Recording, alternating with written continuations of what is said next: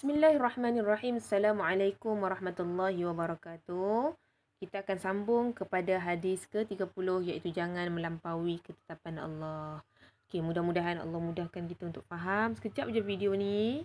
So, kamu hanya perlu bagi 20 minit je insya-Allah. Okey. Okey, kita pergi kepada hadis. Hadis an Abi Tha'labah Al-Khushani Jurthum bin Nashir radhiyallahu anhu qal an Rasulillah sallallahu alaihi wasallam. Okay, jadi siapa perawi? Ini adalah dia punya gelaran Abi Tha'labah Al-Khushani. Khushani ni gelaran dia. Nama dia adalah Jurthum bin Nashir. Jurthum bin Nashir radhiyallahu anhu. Okay, so itu berkenaan dengan ya. An Rasulullah sallallahu alaihi wasallam qala. Inna Allah Ta'ala farada fara'id fala tudayyi'uha. Ini satu. Ini bahagian pertama hadis. Wa hadda hududan fala ta'taduha. Ini bahagian kedua. Wa harrama asya'a fala tantahikuha. Yang tiga. Wa sakata an asya'a rahmatan lakum ghayra nisyanin fala tabhathu anha. Ini yang keempat. Okey. Kita tengok hadis. Riwayat hadis ni. Riwayat hadis ni dia adalah hadis yang hasan yang diriwayatkan oleh Darul Qutni fi Sunanihi. Menurut pandangan Ibnu Rajab Al-Hambali, hadis ni adalah dhaif disebabkan ada seorang perawi nama Makhul tidak mengambil pun, tidak pernah berjumpa dan tidak mengambil hadis daripada Abi Tha'labah. Tapi pandangan Imam Nawawi dia masukkan dalam dia punya kitab. Imam Nawawi kata dia adalah hasan disebabkan ada jalur lain yang daripada Abi Dzar yang sama juga hadisnya hasan. Jadi pandangan Nawawi hadisnya hasan. Okey. Kita pergi kepada terjemahan daripada Abu Tha'labah Al-Khudri daripada Nabi sallallahu alaihi wasallam. Okey, apa yang Nabi kata? Nabi kata sesungguhnya Allah telah memfardukan beberapa fardu. Innallaha farada fara'idha fala tudayyi'uha. Kemudian apa yang Allah kata? Wa hadda hududan. Wa hadda hududan. Fala tudayyi'uha sini. Fala tudayyi'uha ni terjemahan dia.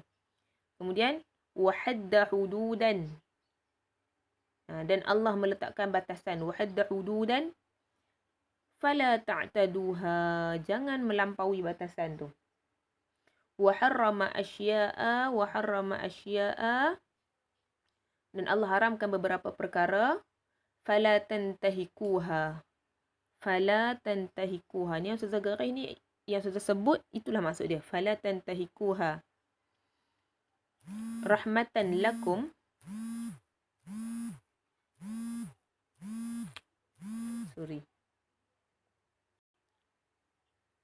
Rahmatan lakum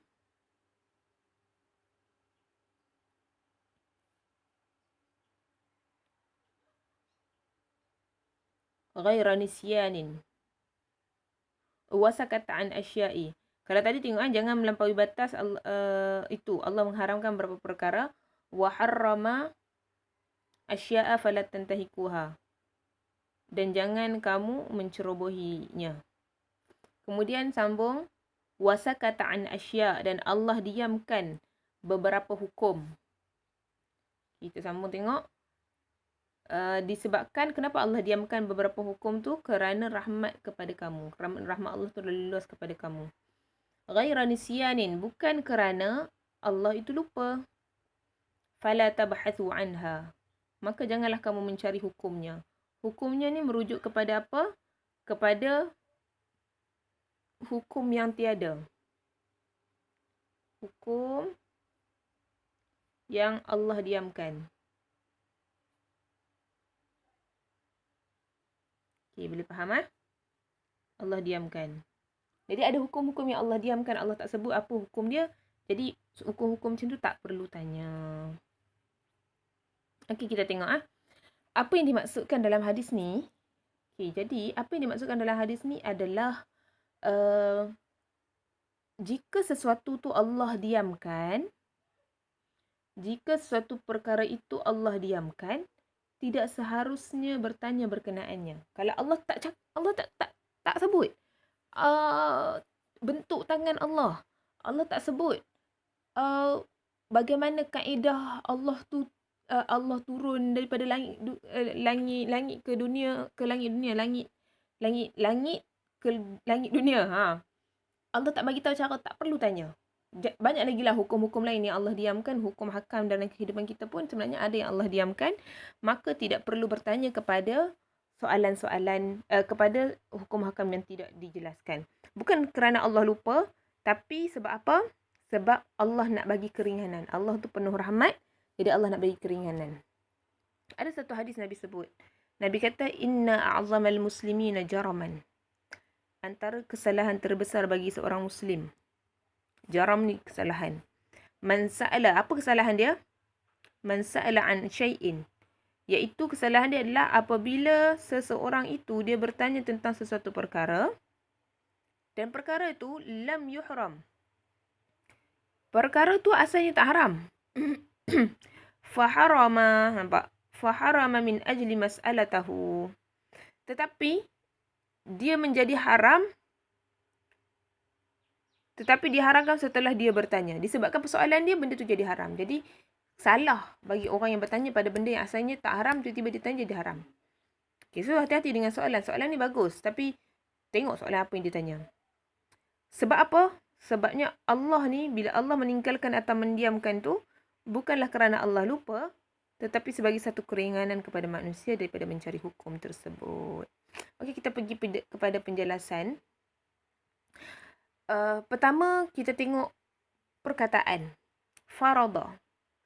Inna Allah farada fara'idha. Farada didatang daripada perkataan al-fardu. Al-fardu. Apa maksud al-fardu? Maksud al-fardu ada al-qat'u. Apa maksud al-qat'u? Iaitu memutuskan dan memastikan. Sesuatu yang pasti. Sebab tu wajib ni adalah mewajibkan secara pasti.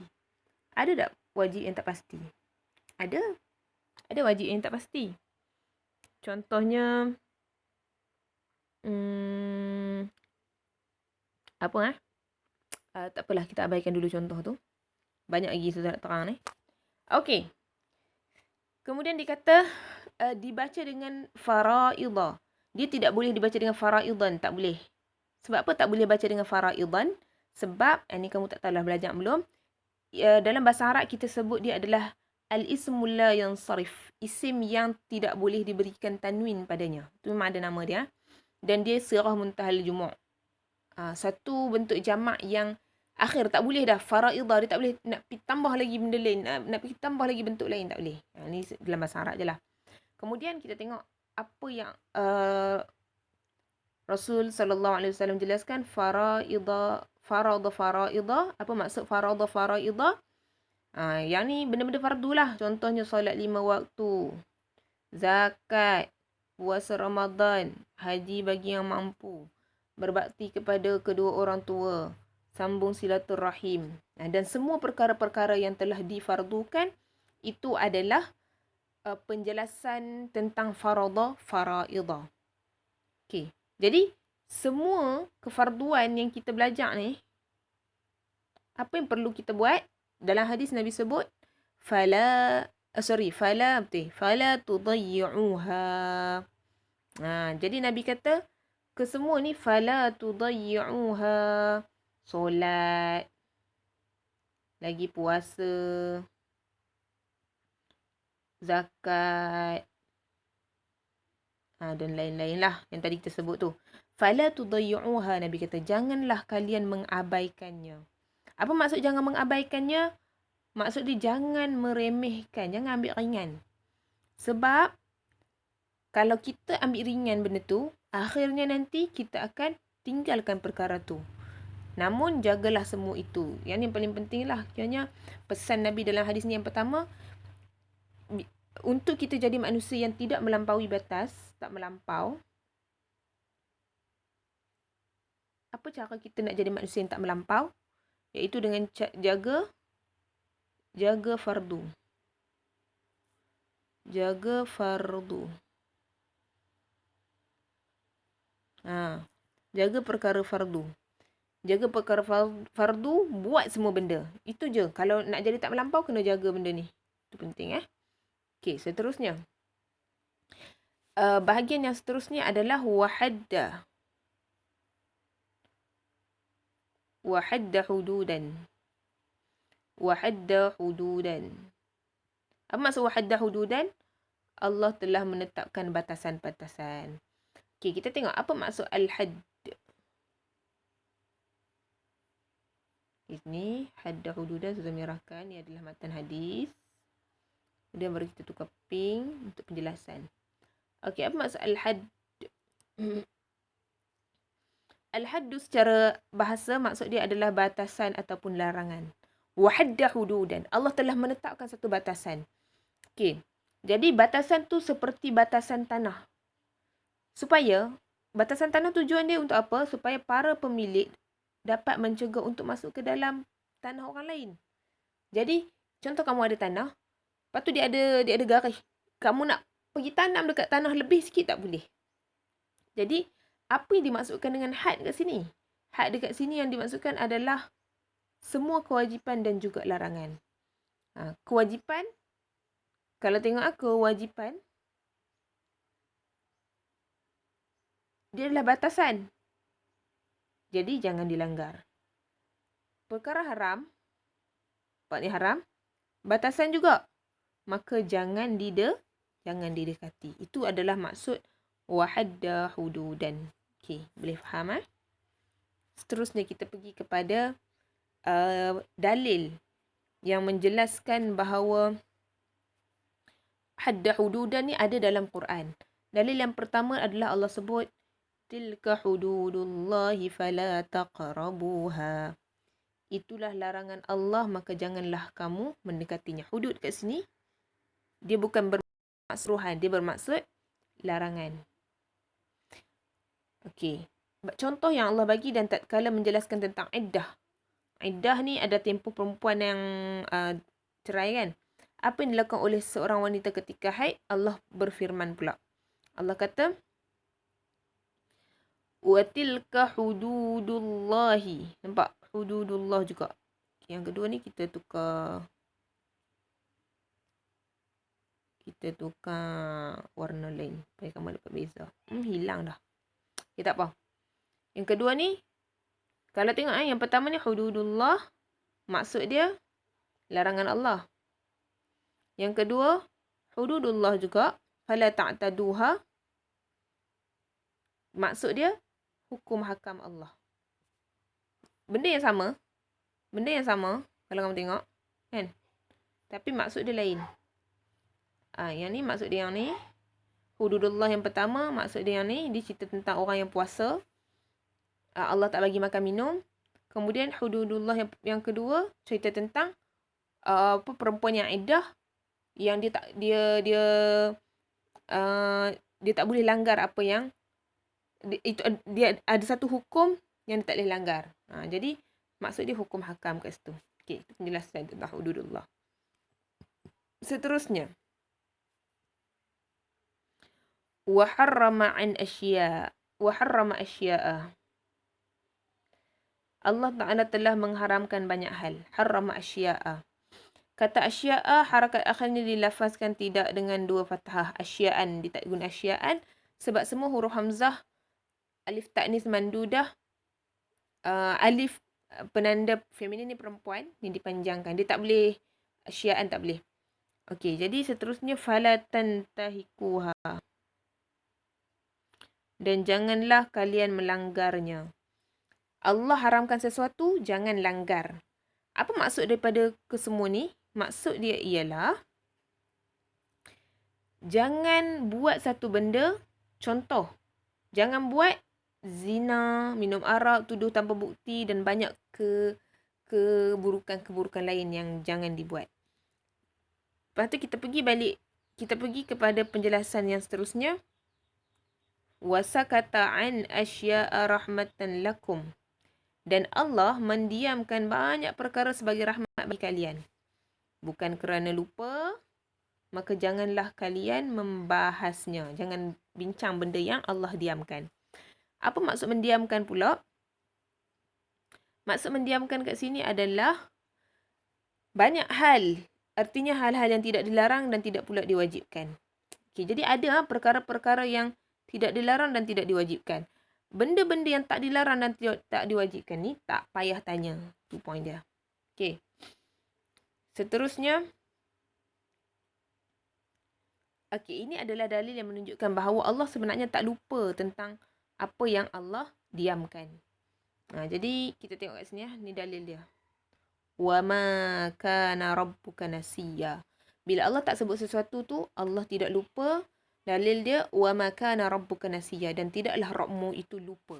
Tak mungkin Allah tu lupa. Okey, terus kita dah sampai kepada pengajaran hadis. InsyaAllah dalam 5 minit Ustazah pergi laju sikit. Yang pertama adalah pengajaran hadis yang pertama menetapkan bahawa Allah lah yang memiliki perintah. Jadi, siapa yang boleh mewajibkan sesuatu dalam hidup kita ni? Yang boleh mewajibkan, yang boleh mengharamkan adalah di tangan Allah. Tak ada siapa pun yang boleh melainkan Allah. Sebab itulah Allah sebut Inna Allah Ta'ala farada fara'idha wa harrama asya' dan seterusnya. Jadi, faedah yang pertama daripada hadis ni, kita kena tahu Allah adalah pemilik segala perintah. Kemudian yang kedua, yang kedua, saya tak mau ambil yang panjang-panjang 3 ni.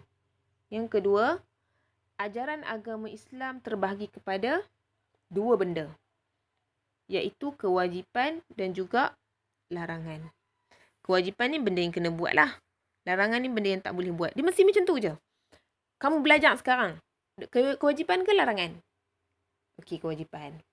Satgi kamu pergi buat benda lain. Memasak sebagai contoh. Kamu pergi kemas rumah. Kewajipan ke larangan? Setiap benda akan ada kewajipan ataupun larangan salah satu. Terusnya yang ketiga, kita harus menjaga hal-hal yang diwajibkan oleh Allah. Kesimpulan ini diambil dari larangan untuk menyia-nyiakan. Kan Allah sebut, fala tudayyu'uha. Larangan untuk jangan menyia-nyiakan. Sehingga difahami bahawa kita wajib menjaganya. Seterusnya, kita pergi ke nombor 4 ni. Okey. Pengajaran yang keempat adalah Allah Ta'ala membuat batasan-batasan. Jadi, bila Allah yang memiliki satu arahan ataupun Allah boleh nak keluarkan apa-apa suruhan, Allah ada buat batasan. Jadi, maksudnya ialah Allah telah menjadikan perkara wajib itu jelas. Dan juga perkara yang diharamkan itu pun jelas. Ingat tak hadis yang kita pernah belajar? Innal halala bayyinun wa innal harama bayyinun wa bainahuma umurun mushtabihatun. Sesungguhnya halal itu jelas, haram itu pun jelas. Di antara keduanya ada satu yang disebut samar-tasamar, iaitu mushtabihat. Ni. Sama-sama tak tahu haram ke halal ke. Jadi yang mushtabihat tu kena pelajari supaya kita dapat jawapan. Okey. Seterusnya kita pergi yang kelima, pengajaran yang kelima. Perbuatan haram akan melampaui batas. Jadi, kita dah buat benda baik. Persoalan dia, perkara yang Allah haramkan ni, apa yang terjadi? Perkara ni lah yang disebut sebagai melampaui batas Allah. Jadi, siapa yang buat perkara haram, dia tak ikut apa yang Nabi suruh ni lah. Nabi kata, fala ta'taduha, jangan melanggar. Okey. Kalau kita perasanan, daripada mula hadis sampai akhir, Allah ulang, jangan lampau batas. Jangan melampau batas. Jadi sama juga, bagaimana Allah melarang, Allah mengulang-ulang larangan melampaui batas dalam masalah talak. Hal ini memperjelas kepada kita betapa pentingnya masalah nikah, baik saat akad ataupun menceraikannya. Jadi dalam bab talak, tak boleh suka hati nak, aku talak kau 100,000 kali, tak boleh. Jadi Allah sebenarnya menitik beratkan permasalahan nikah. Baik sama ada saat akad ataupun selepas tu. Jadi dia termasuklah dengan arahan Allah untuk menjaga diri kita. Sebab nikah ni satu benda yang berat Jadi kena jaga diri daripada sekarang. Jangan main perempuan pula. Jangan kita jadi orang yang mempermain-mainkan benda-benda macam ni. Buat mesej-mesej perempuan dan sebagainya tu elakkan. Okey, seterusnya yang keenam. Okey, saya ambil poin je. Larangan untuk berlebih-lebihan dalam menghukumi orang yang melanggar syariat Allah. Jadi ada orang yang melanggar syariat Allah tau. Tapi kita tetap tak boleh berlebih-lebihan dalam hukum orang yang langgar syariat Allah. Sebagai contoh, ada seorang lelaki dia berzina. Kemudian hukum zina apa? Kena cambuk. Cambuk ni pukul 100 kali. Dan tiba-tiba ada orang yang dia kata tak apalah, aku tak mau sebab dia buat kesalahan besar ni, aku tak mau pukul 100 kali. Aku tak mau sebat 100 kali, aku nak sebat 300 kali, dia kata. Boleh tak nak sebat 300 kali? Tak boleh. Tak boleh. Jadi sebenarnya haram bila kita berlebih-lebihan kepada orang yang buat dosa. Apatah lagi lah kalau orang yang tak buat dosa. Okey. Seterusnya, yang ketujuh dan juga yang ke-8. Pengajaran dia adalah Allah mensifatkan dirinya dengan bersifat diam. Jadi ini, diam ni bukan satu benda yang buruk. Diam ni adalah kesempurnaan Allah. Sebab Allah ni kalau dia nak, dia akan bercakap. Maksudnya Allah akan sampaikan melalui Quran. Bercakap kat sini bukan bercakap macam kita lah. Bercakap melalui Quran, kalamullah. Dan kalau Allah tak mau cakap benda tu, Allah takkan cakap. Itu adalah sifat Allah. Kemudian yang ke-8, ni ke-7 dah, ke-8. Allah mengharamkan manusia melanggar batasan-batasannya berdasarkan hadis Nabi SAW, wa harrama asya'a falatantahikuha. Okey. Dan yang terakhir adalah nombor 9. Apa yang Allah diamkan bererti Allah tidak wajibkan. Allah tidak tetapkan dan Allah tidak larang. Apa maksud Allah tidak tetapkan apa-apa? Dan itu bermaksud hukum dia adalah halal. Tapi hal ini pada selain perbuatan ibadah. Maksudnya Allah diamkan pada selain yang ibadah. Dalam hal ibadah, dia beza sikit. Maksudnya contohlah kamu kata, boleh dah nak duduk bersila waktu belajar. Selagi tak ada dalil yang mengatakan haram, kamu nak duduk kat rumah tu nak bersila ke nak baring, kita pulanglah. Tu maksud dia. Akan tetapi pada hal selain perbuatan ibadah, mahdah. Okey. Dia mahdah maksudnya ibadah tak boleh. Ibadah tak boleh. Kalau kita kata, nak solat macam tu, Allah tak kata pun tak boleh solat 7 rakaat. Tak boleh. Dalam ibadah je khas. Dia tak boleh. Dia kena cari dalil saja. Dalil baru kita boleh buat.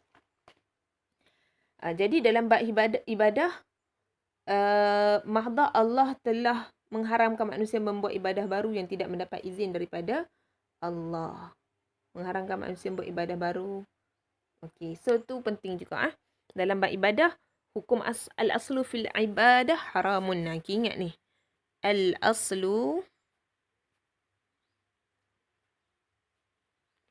fi al-ibadati.